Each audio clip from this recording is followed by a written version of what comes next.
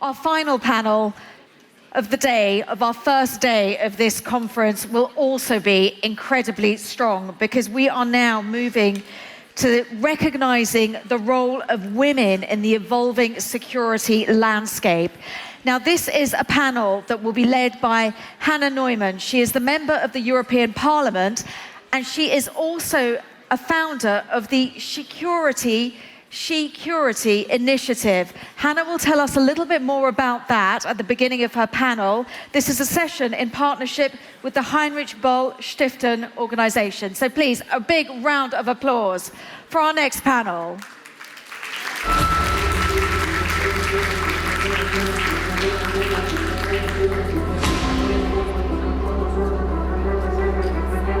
Good afternoon. My name is Hannah. Oh, I have my panelists coming in already. That's amazing. Sviatlana Tsikhanouskaya from Belarus. Some would say the president of Belarus. Ashton, former High Representative of the European Union, the first High Representative and the first woman in that position. And we're still missing Olha there you are. Olha Stefanishyna from Ukraine. Vice Prime Minister, I think that's the official title, for European and Transatlantic Cooperation. My name is Hannah Neumann. I'm a member of the European Parliament working as all of these women on foreign and security policy, me with a focus on the Middle East. So you can imagine we share something. Quite often we are the only women in the room. So when I started my work in Parliament, I said, that's something we have to change. And I started a discussion about gender equality in foreign and security policy. And I was often met with people saying to me, but that's just ideology. I said, okay, you think it's ideology, I can tell you.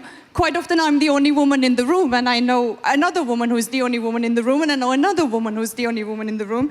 So we may need more data and facts on the issue. So I said, okay, let's just see how many women we have in diplomacy, how many women we have in national parliaments, how many women we have in the military. And I thought the data is out there. Well, I can tell you it's not. And that's when I started, together with a lot of other partners, and Warsaw Security Forum is now also partner, the She-Curity initiatives. You can see this. Security, we put an H in it, and then we own it as women, where we collect all this data about women in the embassies, in the military, and so on.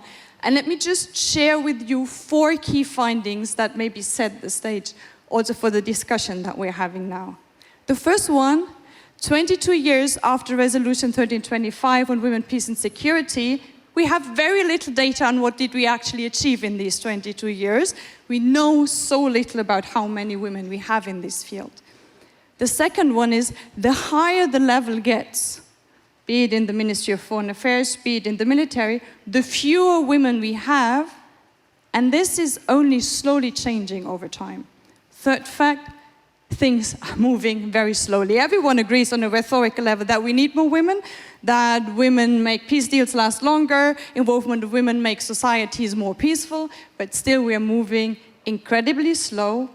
And number 4, and we painfully see that often today, the moment we have an acute crisis, women disappear from the front lines.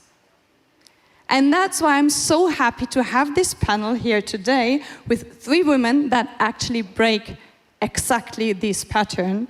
And that's something that we want to discuss about in the next 35 to 40 minutes. So Olha, you are from Ukraine. You are clearly at the forefront, of the war against Russia. I guess we can describe the Kremlin as the epicenter of toxic masculinity at the moment.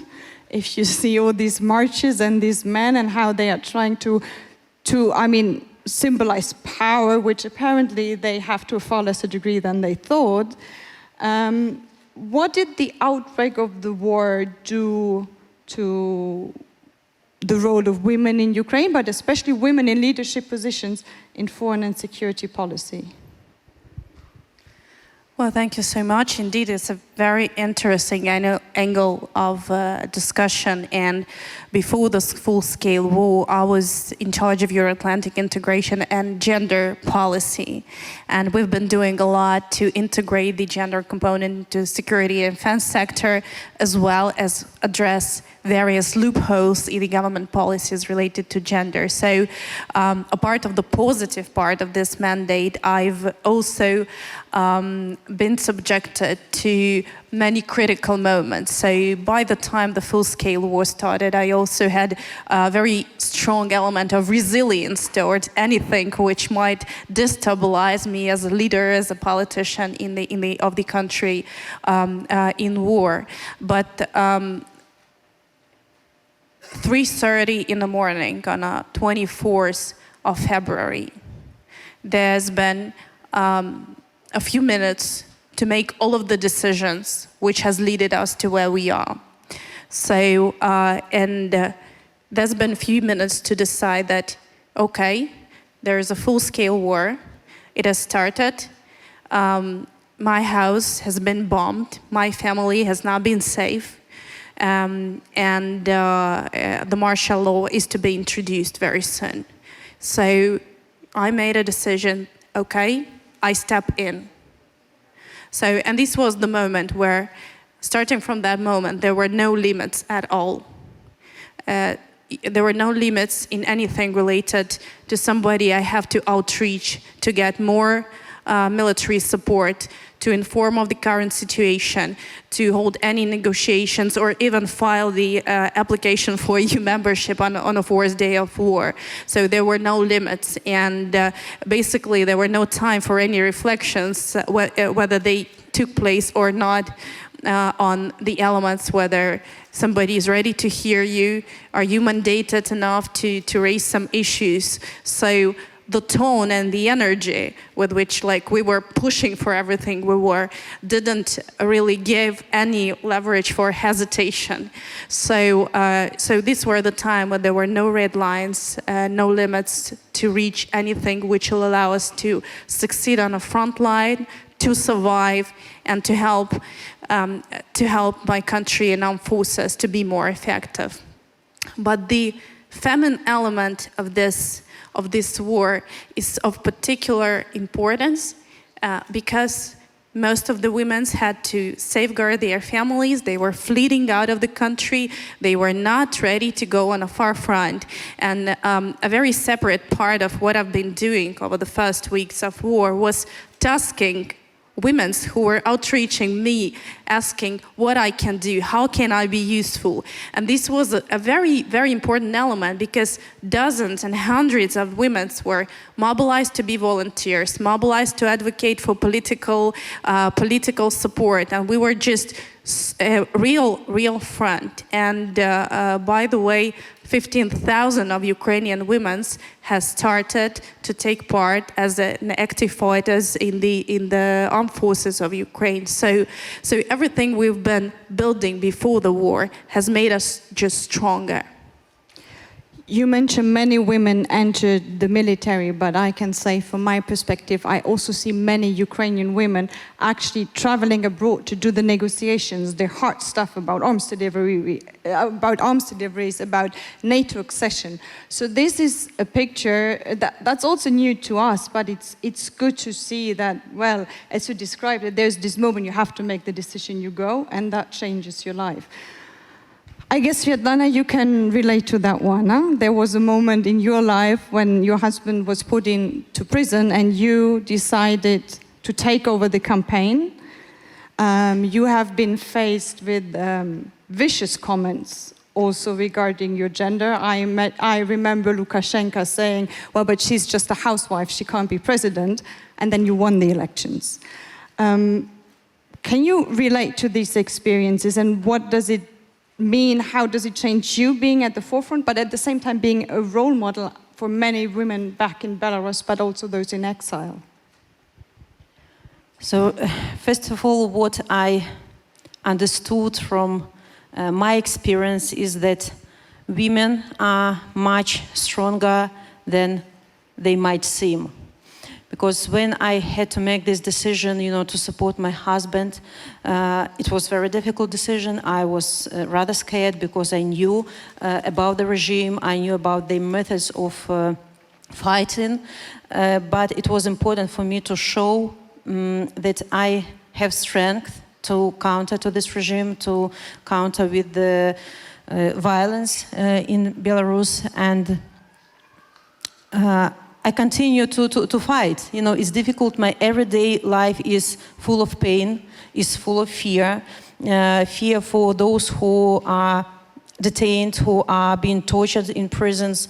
I fear for those who are in Belarus because I know that they live in the country where tyranny, where terror prevails, but you realize your role, you know that people give you mandate to represent wonderful Belarusian people, and I'm honored to be one of those who decided to fight with this regime at last in 27 years, and but I realize that I'm not alone. There are a lot of wonderful women around me, a lot of women sacrificed with their freedom in Belarus and now are jailed, like Masha Kolesnikova or Tonya Konovalova, who paid their price for their fight. And our task, our obligation is to, first of all, to release all of them, because they are suffering for us as well. But of course, our main aim is to bring our country to democratic changes where women and men will be free to be vocal about the situation, you know, to express their thoughts without any fear. And of course, I understand the responsibility in front of my children, in front of our future generation. We want them to live in the country not being scared by the government, but to, you know, to be free to travel, to express their opinion. And this is what I can do. Until I can do this, I will do this.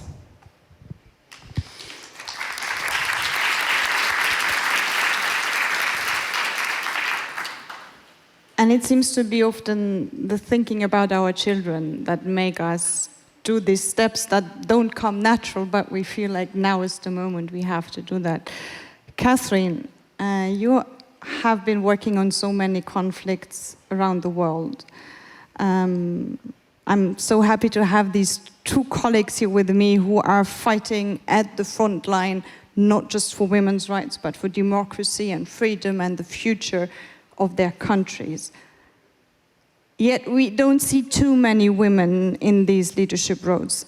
Are women an untapped resource, something we miss out on when we try to make peace and work for democracy? I just want to say how honored I am, Sviatlana and Olha, to be sitting alongside you, not just as women, but also as leaders. I have some idea of the pressure that you are under every day. And your countries are really fortunate to have you. So thank you. And should we thank them for everything they do?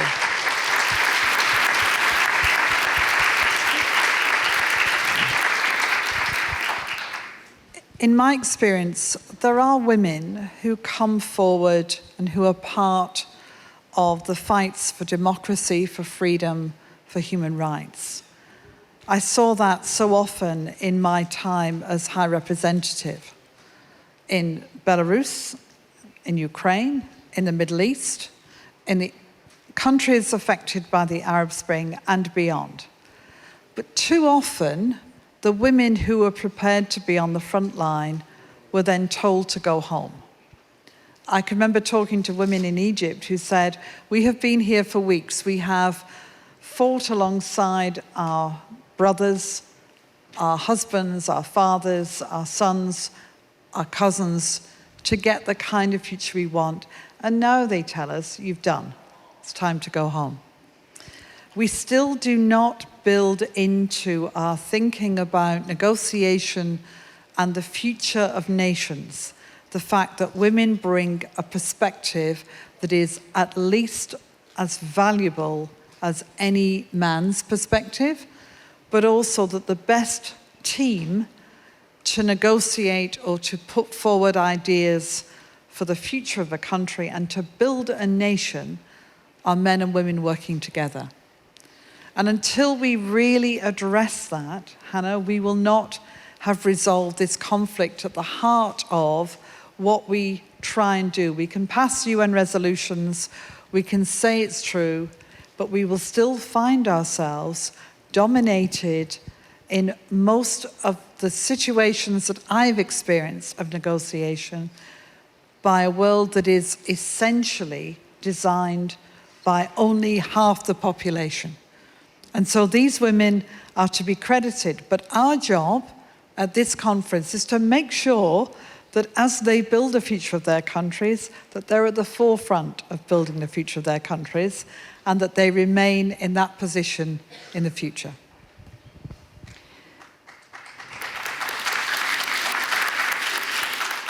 Thank you, Catherine. And I think, and maybe that's something that has changed over the last 5 to 10 years, we have an agreement in this room that, yes, it is important to continue to have women at the forefront, that there should be women in decisive positions at the negotiation table, yet we still fail to often do that in practice.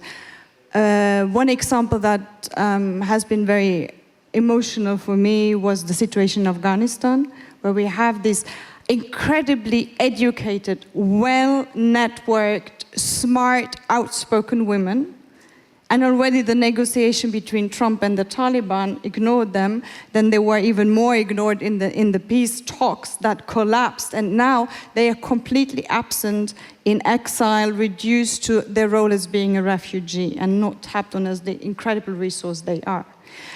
So what is it that we do wrong? And maybe that question goes directly to you, Olha, and to you, Sviatlana. What is the kind of support that you think in your context, Ukraine and then Belarus, would be needed to make sure that women can continue to play this role at the forefront in shaping the future of these countries?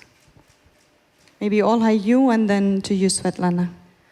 Well, it's rather complicated to shape it this way, because at this stage you have me speaking to you, and earlier the First Lady of Ukraine has been here and will soon join us again. And we see that basically at this stage Ukraine being in a full-scale war serves as an example, of woman empowerment by itself. So what can we learn from that then for other contexts?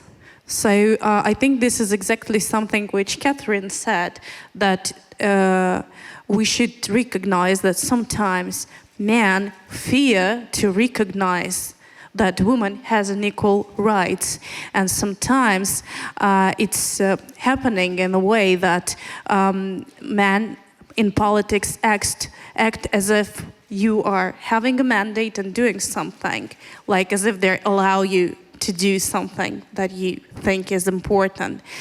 So I think that basically recognition of equality and knowing that the women are the drivers, and they are not allowed to be the drivers. They do it in the equal way.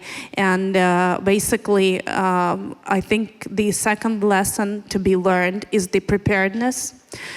We're talking about the war happening in my country and unbelievable atrocities brought by the multiple war crimes committed on my soil. But also, the whole Europe is now suffering through a energy and gas crisis and many other elements which test our resilience. So the same with the gender policy. We should be resilient to anything which can undermine this equality, and we should keep on sustaining, build the policy and close the loopholes which are blocking women from access to politics, to equal payment, to be heard, so that their voices to be heard. In Ukraine, this has not been the case. We have a lot of things to be done. We have been investing for almost 8 years in gender policy in security and defense sector. And now we see that women have equal access to the profession, and they are treated by ordinary soldiers on the battlefield on the equal way. And that's clearly something that is a change, at least in how I perceive it from the outside. It's not, now we need to solve the war and then we can talk about women's issues again. But it's really women claiming to have their role in how to deal with this war, in diplomacy, externally, but also domestically. Sviatlana, what would be the experience that you want to share as a lessons learned from your struggle and the struggle of other women, especially the democratic opposition in Belarus? For sure, Belarusian regime in 2020 underestimated the role of women in the society. They didn't expect that our women would go on the front line of this fight with dictatorship. And maybe we underestimated the cruelty of the regime because we couldn't imagine that this so-called brave man, KGB, OMON, will hit women, will detain women, will torture women in jails. But many days in a row, Belarusian women in white, beautiful dresses went out to show that our revolution is peaceful. We want changes in our country through peaceful means. And actually, since 2020, Belarusian women are continuing their fight in media, in human rights defending centers. A lot of women are still being detained in Belarus. And actually, in future Belarus, there will be no questions about the role of women. We proved already that we worth respect, that we can rule not only our families, but also the countries, the movements, the organizations. And now, of course, we need support not only as women, but as democratic movement. We need Belarus to be on agenda. We need to not to overlook Belarus in this difficult situation. Actually, our women also supporting Ukrainian path, Ukrainian cause as much as we can in our situation. I have to say that when there were millions of Ukrainian refugees fleeing the war, Belarusian women worked a lot as volunteers because we know what it is, to grab your child, one bag, and flee the country without anything. We understand this pain, and we, Belarusian people, created several shelters for Ukrainian refugees. So we have to support each other, not only women, but as nations. But actually there will be, I'm sure, more and more very important roles in the future of both our countries and the future of the world led by women. And often it's that pragmatic solidarity amongst women, or sisterhood, I think, is a term that is growing, that sometimes also helps to solve long-standing issues and conflicts. Sviatlana, I was told, because our panel started a bit later, that you have to leave a bit earlier, and I was told to be very precise on making sure that you leave on time. So I think if you want to make a final remark or final statement before we let you leave, the woman that clearly showed Lukashenko not to underestimate women, go for it. Thank you so much. Actually, I'm really grateful for this opportunity to tell a little more about Belarus, about leadership of Belarusian women in our fight and in our fight for democratic changes, and also for our support to Ukraine. I really want all the democratic countries to stay united, to keep consistent policy towards our region, to support Ukraine as much as you can, but also to create multiple points of pressure on the regime in our country and to support civil society. I have to say that the fates of Ukraine and fate of Belarus are intertwined, and without free Ukraine, there will be no free Belarus. But also without free Belarus, there will be constant threat to Ukraine, to Poland, Lithuania, to all our neighbors. And Belarus is the part of crisis in our region, and this crisis has to be solved in complex. So we are not asking you fighting instead of us. We are asking for your support to give us energy to fight ourselves. So I'm really calling for your unity, for your assistance, for your support of our Belarusian cause, and of course to Ukrainians, because we are important. And now we are on the front line of fight between dictatorship and democracy, and it's moral obligation of every country to support us in this difficult period of our history. Thank you.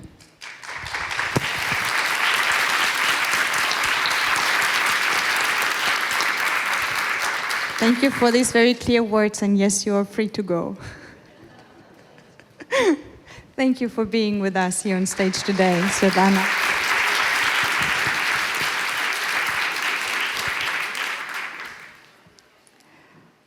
I think Sviatlana just described in a very good way how it's often women who are at the forefront of the fight against dictatorship. Yet when we have peace negotiations, ceasefire negotiations, we usually put the people around the table who hold territory with weapons, who happen to be men, and we leave out the people that for sometimes decades tried to fight for peaceful, constructive, non-violent solutions. How on earth can we break that pattern? Well, I think we are breaking the pattern, and I think that's a very positive point in our development, that as women have moved into these important roles, not just in terms of their own communities, where we've always found women on the front line in any conflict, but have also taken leadership roles. So they are refusing to be denied the opportunity to be part of the solution, and to do it in solidarity with other women in other communities. And that matters hugely, because women have often been isolated, have been told, as I've said before, to go home, have not been recognized.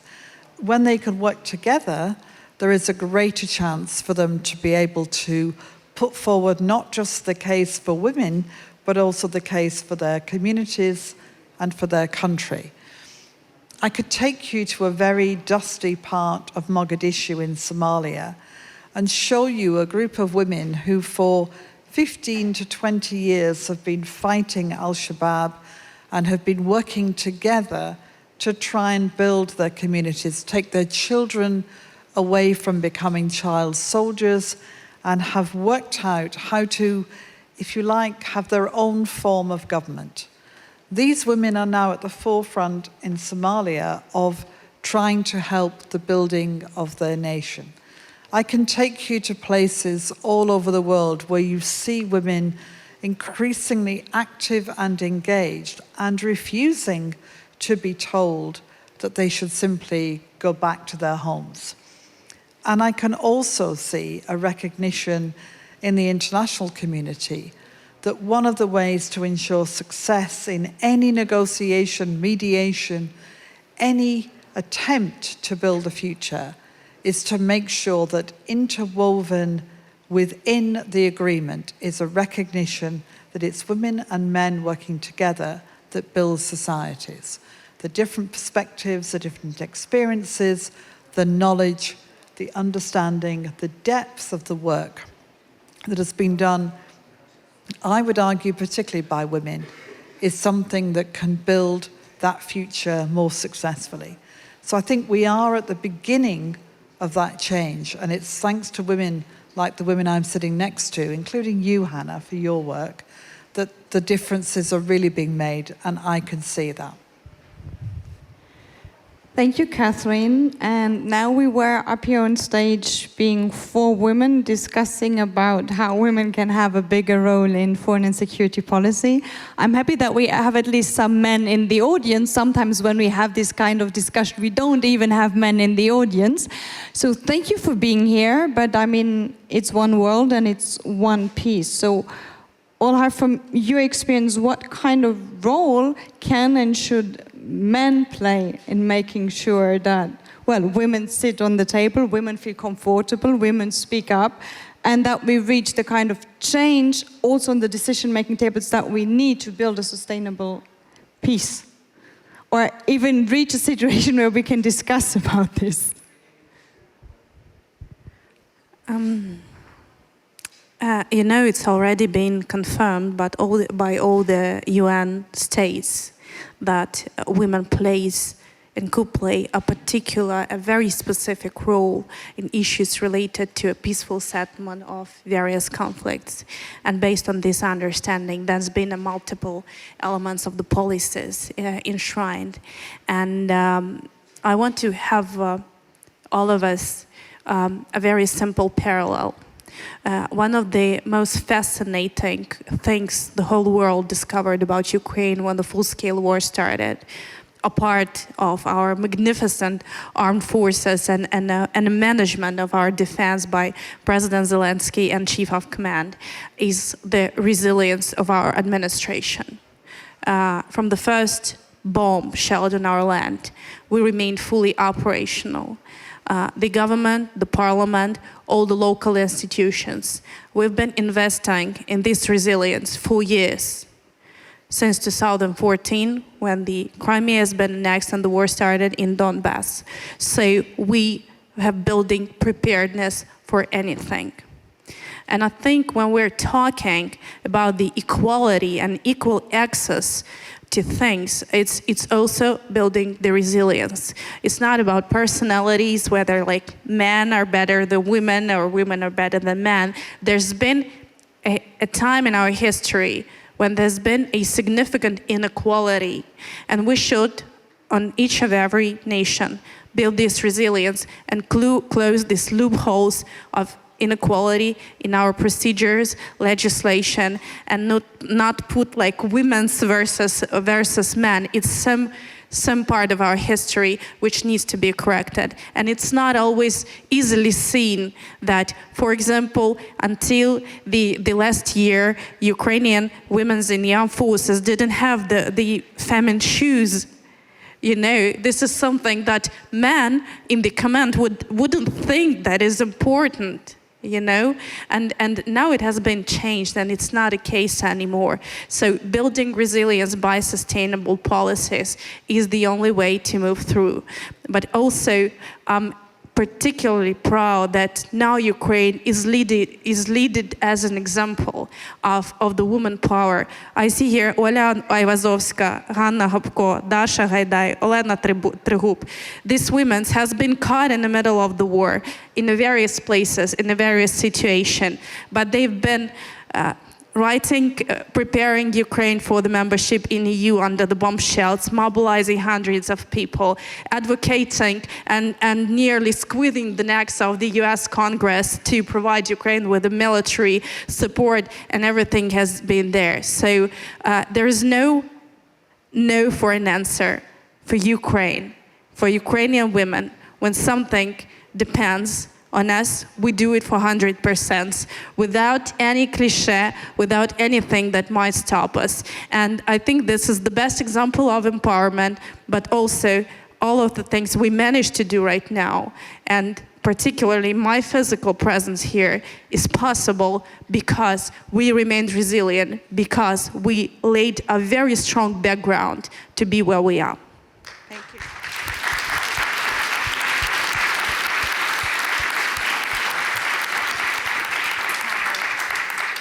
And I'm very glad that we had some time at the end of this day to just listen and acknowledge these amazing experiences coming from Belarus, coming from Ukraine, coming from other parts of the world, shared by you, Catherine, of women running the show over and over look, because it still doesn't fit into the usual stereotypes.